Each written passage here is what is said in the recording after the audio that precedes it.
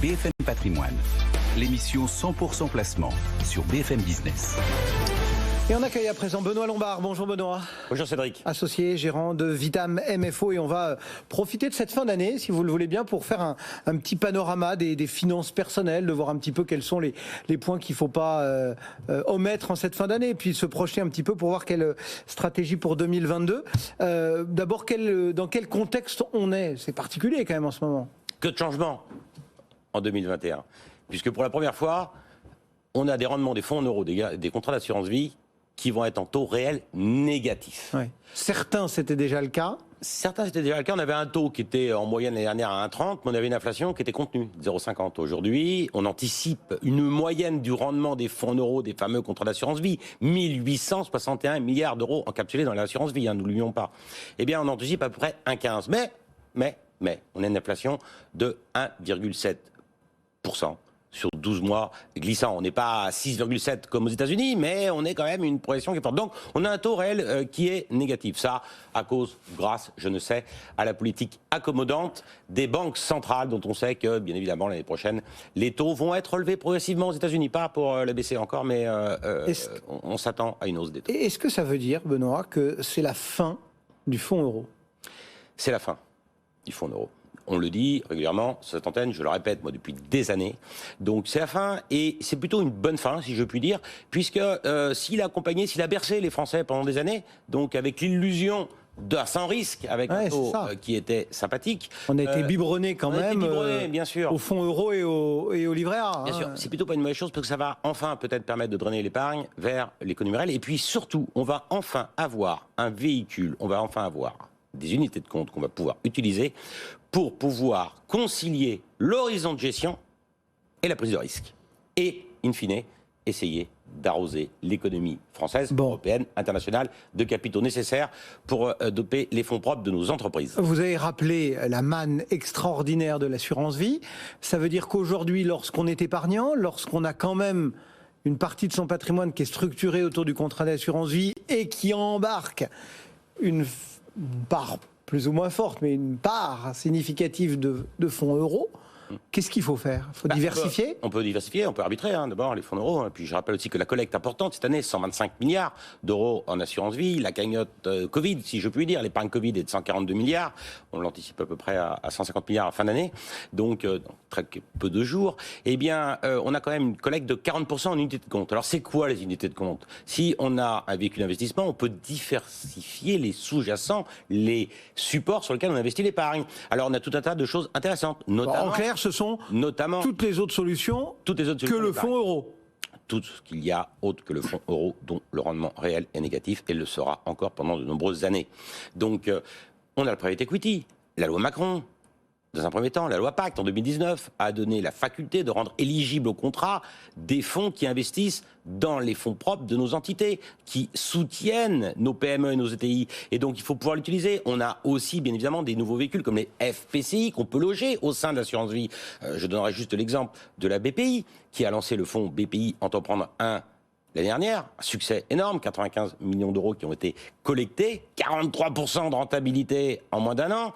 Donc, ça sera moins les autres années, mais on anticipe un 7 à 8 à 9, 10%, voire par an sur 4, 5, 6 ans, avec un horizon qui correspond à la majorité du temps, l'épargne qui est investie en assurance vie, il n'est pas sur 2, 3, 4, 5 ans, puisqu'on sait que c'est plus de 6 ans et demi de bloquage. Donc, essayons de concilier l'horizon de gestion d'épargnants avec l'intérêt de l'épargnant et l'intérêt de notre économie. Mais l'épargnant, on va dire lambda, peut-être un peu moins celui qui nous suit au quotidien, mais quand il voit unité de compte, il a un gros clignotant risque qui s'allume en rouge dans son esprit. C'est-à-dire qu'il va falloir être encore plus pédagogue. Il faut être pédagogue, il faut pallier le déficit d'éducation financière des Français. Je rappelle que plus de 2 tiers des Français ne connaissent pas l'économie, ne connaissent pas les incidences de hausse des taux.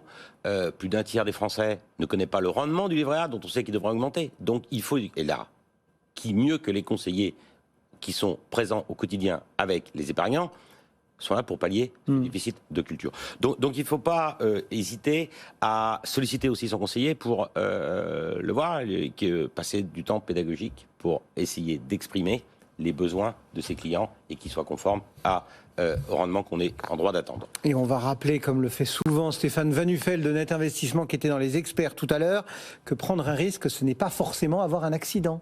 Bien évidemment. Donc, et même s'ils peuvent exister, mais temporairement. Quand on chausse les skis, on prend un risque. Exactement. Pas pour ça qu'on va avoir un accident. Exactement. Et puis on a aussi cette année le PER, donc le PER qui a été lancé, donc avec la loi Pacte et le plan d'épargne retraite à 1 million aujourd'hui de souscripteurs, plus de 100 000 au mois d'octobre. On sait que la période d'année est favorable à investir dans des véhicules qui offrent une carotte fiscale. Donc le PER est un instrument formidable pour compenser le déficit que l'on aura de rémunération, de pension, au moment où on partira à la retraite.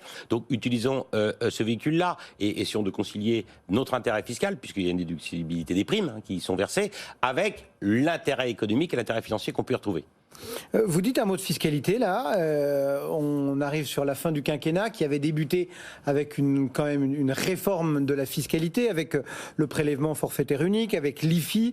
Quel bilan on tire de cette réforme-là, de ce PFU, de cette IFI, 3 ans après? Connaître le passé, on le sait, c'est intéressant pour anticiper l'avenir. Et dans ce contexte-là, le gouvernement avait mis en place un comité d'évaluation des réformes fiscales. Donc le 3e rapport a été rendu le 14 octobre dernier. Il y a eu 3, pour essayer de synthétiser, points importants. Le premier, c'est le PFU, le prélèvement forfaitaire unique, 30%, qui s'applique aux plus-values de cession de valeurs mobilières, qui s'applique aux revenus de capitaux mobiliers. On a eu la transformation de l'ISF en IFI, et puis on a un taux d'IS pour les entreprises qui va passer à 25%, ce qui n'empêche que la France demeure toujours le champion du monde des prélèvements obligatoires. 46% en moyenne de l'OCDE, on est juste au-dessus de 33%, et aux États-Unis 25%. Donc on voit qu'il y a encore du chemin à faire, si je puis dire. Mais en tout cas, ça prend une bonne direction. Mais juste une chose, qu'est-ce qui va se passer en 2022 ? Oui, c'est ça. En 2022, on a une campagne présidentielle, on va avoir un nouveau président. En 2007, en 2012, en 2017, on a une loi de finances rectificative. Et ces lois de finances rectificatives ont été dans un sens favorable, 2007, donc avec, on se souvient, la loi TEPA. TEPA. En 2012, c'était désagréable, du temps de François Hollande, et puis en 2017, c'était sympathique avec le PFU. Qu'est-ce qui va se passer en 2022 ? Donc on peut peut-être aussi anticiper, je rappelais que le PFU est 30% sur les plus-values de cession de valeurs mobilières, peut-être pour nettoyer, entre guillemets, son portefeuille. Et vous voulez dire que là, d'ici quelques jours, parce qu'on est encore sous ce régime-là, il y a peut-être des choses à faire. 10 jours. Vous savez, les lois fiscales, c'est simple. Jouer dans l'année, je vous donnerai la règle de jeu à la fin de l'année. Voilà, on peut l'avoir en milieu d'année, avec les lois de finances rectificatives qui viendra certainement à mi-2022. Donc on peut peut-être anticiper et puis purger un peu ses plus-values. Puis aussi, on peut gratifier. On peut profiter de cette période de fin d'année pour faire un présent d'usage au profit de ses enfants, au profit de ceux qui en ont besoin aussi, puisque je rappelle que l'amendement Coluche, donc de 75% de réduction d'impôt dans le cadre d'un plafond qui était de 552 €, est passé à 1 000 €. Donc on peut faire appel à la générosité et puis aider les personnes en difficulté. Là, on a encore 10 jours aussi pour le faire. Et puis on peut aussi appeler de ses voeux à des réformes, puisqu'on a vu les réformes Macron, si je puis dire, ont modifié la fiscalité qui s'applique aux plus-values de cession de valeurs mobilières, aux revenus de capitaux mobiliers, ont modifié l'IFI, mais ils n'ont pas modifié les droits de mutation à titre gratuit. Un rapport au mois de juin dernier de Tirole, le rapport Tirole-Blanchard, essayait de centrer le dispositif sur le donataire, celui qui reçoit. Un peu à l'instar des États-Unis. Alors, aux États-Unis, il y a un abattement global applicable pendant toute sa vie qui est supérieur à 11 millions de dollars. Alors, je ne dis pas qu'il faille faire la même chose en France, mais si jamais on donnait la faculté au donateur de dire, voilà, centré sur le donataire, il a droit à un dispositif, je ne sais pas, par exemple, mettons 800 000 ou 1 million d'euros, pendant toute sa vie, quel que soit le moment. Ça nous éviterait des complexités, et puis ça permettrait aussi de transmettre de l'épargne qui est bloquée entre les mains des plus âgés de nos concitoyens, de faire tourner et puis un peu là la monnaie. encore, d'aller, puisqu'on sait très bien que l'aversion au risque est plus forte chez les plus âgés, de permettre aux donataires, celui qui reçoit, d'investir là dans le capital des PME avec tous les nouveaux instruments qu'on connaît, assurance vie, PER, FPCI, et puis tous les instruments qui favorisent le private equity. Benoît Lombard, Evita MFO. Merci Benoît, bon retour et bonne fin d'année. Excellente fin d'année, mon cher Cédric.